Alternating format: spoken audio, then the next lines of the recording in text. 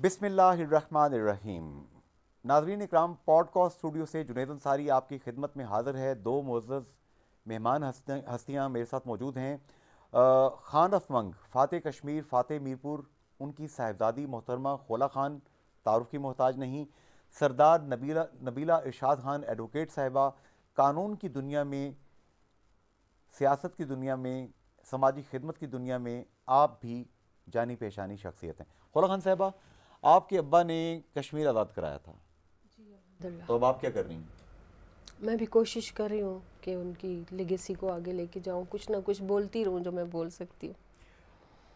خواتین آزاد کشمیر اور پاکستان کی آبادی کا 52% ہے نئے سینسس کے مطابق۔ جی، کیا آپ سمجھتی ہیں کہ سماجی سطح پہ خواتین وہ کردار ادا کر پا رہی ہیں، سماج ان کو وہ موقع دے رہا ہے جو کہ ایک اسلامی معاشرے میں، اسلامی جمہوریہ پاکستان میں، آزاد جموں کشمیر میں ہونا چاہیے؟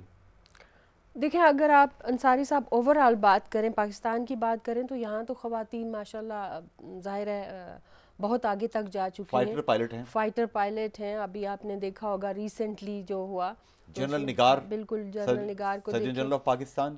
لیکن انفارچونیٹلی میں اگر کہوں کہ آزاد کشمیر، ہماری جو کشمیر کے پلیٹ فارم سے بھی خواتین ماشاءاللہ یہ سامنے بیٹھی ہیں، ہماری نبیلہ صاحبہ اپنا ایک بہترین کردار ادا کر رہی ہیں قانون کی دنیا میں۔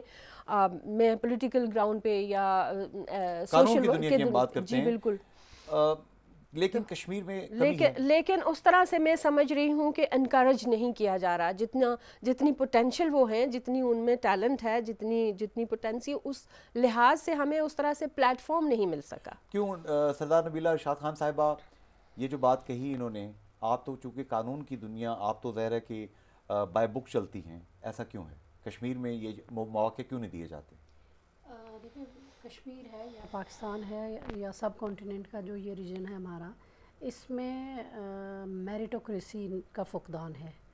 جب میرٹ نہیں ہے تو وہاں آپ کو ایکول اپرچونیٹیز نہیں ملتی، وہاں پھر آپ کو رائٹ لیفٹ اور بیک ڈور سے چیزیں مینیج کرنی پڑتی ہیں، اور جو بیک ڈور سے مینیج کی ہوئی چیزیں ہوتی ہیں یا جو لوگ مختلف اداروں کے اندر جاتے ہیں، چاہے وہ خاتون ہو یا مرد ہو، تو وہ پھر اس طریقے سے ڈیلیور نہیں کر سکے گی، اور پھر وہ آپ کے ادارے جو ہے وہ اس طرح کا انوائرمنٹ بھی کریٹ نہیں کر پائیں گے کہ وہاں پہ بہتر لوگ آئیں، ایکسپرٹس آئیں اور وہ اپنے ملک اور قوم کی ترقی میں اپنا کردار ادا کر سکیں۔ تو اس میں ایز اے قانون دان کیا ہماری جو بک ہے، ہمارا جو کانسٹیٹیوشن ہے، کشمیر میں ہم بات کرتے ہیں 1974 کا جو ہمیں ملا ہوا ہے، ایک عبوری ایک چیز ملی ہوئی ہے، پاکستان میں کانسٹیٹیوشن کی جو بک ہے وہ کیا ہمیں کیا رہنمائی کرتی ہے؟ یہ ہماری بہت بڑی، آپ کا بہت اچھا سوال ہے کہ آزاد کشمیر کا جو ایکٹ 1974 ہے، آزاد کشمیر کے اندر پہلا الیکشن 1970 کے اندر ہوا، اور جب پہلی دفعہ الیکشن ہوا،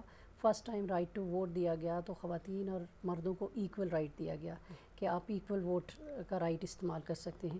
اب ہمارا جو کانسٹیٹیوشن ہے یا ایکٹ ہے 1974 کا، وہ ہمیں پوری کی پوری یہ رائٹس دیتا ہے کہ آپ کے پاس ایکول اپرچونیٹیز ہیں، اور آپ اوپن میرٹ کے تحت آپ کسی بھی فیلڈ کو جوائن کر سکتے ہیں، چاہے وہ پالیٹکس ہے، چاہے وہ قانون ہے، چاہے وہ یہ تو بیوروکریسی تحریر ہے۔ ہوگی نا، عملی طور پہ کیا ہو رہا ہے؟ عملی طور کے اوپر دیکھیں انیشیٹ کرنا چاہیے، اس میں یہ کہوں گی جیسے کہ سوسائٹی کسی کے لیے بھی وائبل نہیں ہوتی، آپ کے لیے بڑے چیلنجز ہوں گے اپنی فیلڈ کے اندر، کمپٹیٹرز ہوں گے، میرے لیے بہت سارے ہیں، خولا خان صاحبہ نے جیسے کہا وہ کام کر رہی ہیں، ان کو چیلنجز کا سامنا کرنا پڑتا ہے، تو اس سے ہمیں گھبرانا نہیں چاہیے۔ چیلنجز آئیں گے، یہ چیلنجز آتے رہتے ہیں، ان کو ہم نے فیس کرنا ہے اور ہمیں ایک روڈ میپ دینا ہے تو تاکہ ہم اس کو آپ قانونی نقطۂ نگاہ سے اگر جنگ لڑنی پڑتی ہے حقوق کے لیے، رائٹس کے لیے، چیزوں کو ان میں آرڈر نہ کرنے صرف کے لیے، قانونی بلکہ پولیٹیکل فرنٹ کے اوپر میں پہلی آزاد کشمیر کی خاتون ہوں جس نے کہ ایک سیاسی جماعت کی بنیاد رکھی، اور ایکول جو ہے وہاں پہ میں نے اپنی ہماری جو جماعت ہے اس کے اندر، جموں کشمیر ڈیموکریٹک پارٹی کے اندر، ہمارا جو مینیفیسٹو ہے، ہمارا جو کانسٹیٹیوشن ہے، اس کے میں اوپنلی ہر ایک کو جو ہے ایکول رائٹس ہیں، کوئی ڈسکریمنیشن نہیں۔ ہمیں اس کانسٹیٹیوشن کو ٹرانسلیٹ کر کے لوگوں کو اویئر کرنے کی ضرورت ہے۔ اب جیسے ہماری سیاسی جماعت کی میں بات کرتی ہوں، اکثر آزاد کشمیر کی جو گورنمنٹ ہے، سسٹم آف گورنمنٹ ہے، اس میں ریزرو سیٹس کی بات کی جاتی ہے، تو ہم یہ سمجھتے ہیں کہ ریزرو سیٹس کے بجائے جو ہے خواتین کو تمام سیاسی جماعتیں ایکول میرٹ کے اوپر ٹکٹس دیں، متناسب نمائندگی جتنی بنتی ہے 52% آپ 50 کر لیں. نہیں نہیں آپ اس میں متناسب نمائندگی میں اگر آپ متناسب نمائندگی میں جائیں گے پھر تو آپ ڈومیننٹ ہوں گے نا. جی میں میرٹ کی بات کرتی ہوں کہ سیاسی جماعتیں میرٹ کی بنیاد کے اوپر خواتین کو جنرل الیکشن کے اندر ٹکٹ دے. آپ کی پارٹی کے علاوہ کون سی پارٹی ہے جو کہ ایسا کام کرتی ہے؟ کرنی چاہیے. اگر نہیں سنیے کرتی نا، تو اس کا مطلب ہے کہ وہ آپ کی سیاسی پارٹی جماعت کے علاوہ باقی پارٹیز ہیں. مثال کے طور پر پوچھ رہا ہوں، پی ایم ایل این ہے وہاں پہ، پاکستان پیپلز پارٹی ہے، بے نظیر بھٹو شہید جنہوں نے خواتین، پہلی خاتون پرائم منسٹر اسلامک ورلڈ کی، ایک بڑی ہی جو سمجھیے کہ ان کا روشن چہرہ ہے. اب محترمہ مریم نواز صاحبہ وزیر اعلیٰ پنجاب، یہ ہمارے پاس پارٹیز موجود ہیں.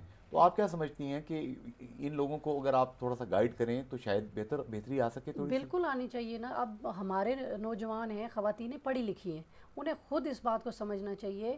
ہمیں جو اویئرنیس پروگرامز ہیں ان کو بڑھانا چاہیے، لوگوں تک پہنچنا چاہیے تاکہ لوگوں کو یہ معلوم ہو کہ آپ کا کانسٹیٹیوشن آپ کو کیا رائٹ دیتا ہے. آپ کو یہ نہیں کہتا کہ آپ خواتین کی ایک خواتین کو آپ اٹھا کے تو آپ ان کو لگا دیں گے جی آپ کو ہم ریزرو سیٹ کے اوپر لے جائیں گے، اور آخر میں وہ بھی ان کے ساتھ بھی کیا کیا سلوک ہوا آپ نے دیکھا ماضی میں الیکشن کے اندر. اور یہ وہ وجہ ہے کہ چونکہ ہماری پولیٹیکلی جب ڈیسیژن میکنگ جو ہے اس کے اندر خواتین جو ہے میرٹ کی بنیاد کے اوپر نہیں آتی سامنے، تو پھر کوئی قانون سازی بھی بہتر نہیں ہو سکتی، پھر پبلک ریپرزنٹیٹیو بھی وہ آپ کے صحیح نہیں آ سکتے، اور اس طرح کی ریپرزنٹیشن ہو نہیں سکتی. سو اس میں بہت گراس روٹ لیول کے اوپر سے لے کے ٹاپ لیول تک کام کرنے کی ضرورت ہے. اور وہ تبھی ممکن ہے کہ اگر ہماری جو سیاسی جماعتیں ایسے اپنی سیاسی جماعتوں کے اندر ایسا ماحول پیدا کریں کہ آپ میرٹ کی بنیاد کے اوپر جائیں. لیکن چونکہ یہاں پہ یہی ہے کہ کسی کی بہن، کسی کی بیٹی، کسی کی ماں یا کسی کی بیوی یا پھر کسی سرمایہ داری نظام کے ذریعے یا بیوروکریسی کے ذریعے جو ہے وہ مینیج ہو کے چیزیں آتی ہیں، تو یہ تو ڈیموکریسی کے اگینسٹ ہے. کوئی بھی چیز دنیا میں آئیڈیل نہیں ہوتی، آئیڈیلسٹک اپروچ ہوتی ہے آپ کی، اور آپ کوشش کرتے ہیں. تو ایک ماں کہتے ہیں اس کو آپ ایک بیٹی کو پڑھا دیں، ایک ماں پڑھی لکھی ہے تو پورا خاندان پڑھ جائے گا. تو تعلیم میرا خیال ہے واحد چیز ہے جس کے ذریعے ہم بچوں کو، مرد کو، لڑکے کو ایک اچھا لڑکا اور ایک اچھا مرد بنا سکتے ہیں، جس کی آنکھ میں شرم و حیا ہو، اور وہ ماں کے پیروں تلے جنت بھی سمجھتا ہو، اور ہر لڑکی کو بہن کی نگاہ سے دیکھتا ہو. یہ تو ماں نے سکھانا ہے نا بچے کو. جی بالکل، گھر سے سیکھتا ہے بچہ. آپ کے بیٹے کی کیا تربیت، اس کا کیا بیہیویئر ہے، وہ ڈپینڈ کرتا ہے کہ اس کی ماں نے اس کی کیا تربیت کی ہے. ایگزیکٹلی. اس وقت دنیا میں تبدیلیاں رونما ہو رہی ہیں. سماج کا سفر ایسا سفر ہے کہ یہ رکتا نہیں ہے. قومیں بنتی ہیں، rise and falls of Ottoman empire پڑھتے ہیں، rise and fall of different societies ہم پڑھتے ہیں. تو اس میں بہت کچھ سیکھنے کے لیے ہے، بہت کچھ سمجھنے کے لیے ہے. اگر ہم سیکھیں گے نہیں، سمجھیں گے نہیں، توڑو زمانہ چال قیامت کی چل گیا. زمانہ قیامت کی چال چل جاتا ہے. آئیے سیکھ کر، سمجھ کر معاشرے میں اپنا کردار ادا کرنے کی کوشش کریں. وہی معاشرے ترقی پاتے ہیں جہاں ایک کامن مین، ایک عام آدمی کے لیے سوچا جاتا ہے. حضور صلی اللہ علیہ وآلہ وسلم نے یہ ہمیں سکھایا. حدیث شریف ہے جس کا مفہوم بنتا ہے کہ سب سے زیادہ کس کا حق ہے؟ 3 دفعہ کہا ماں کا، 4تھی دفعہ کہا باپ کا. ہم مائیں، بہنیں، بیٹیاں، قوموں کی عزت ہم سے ہے. فی امان اللہ. اللہ حافظ اینڈ گڈ بائے.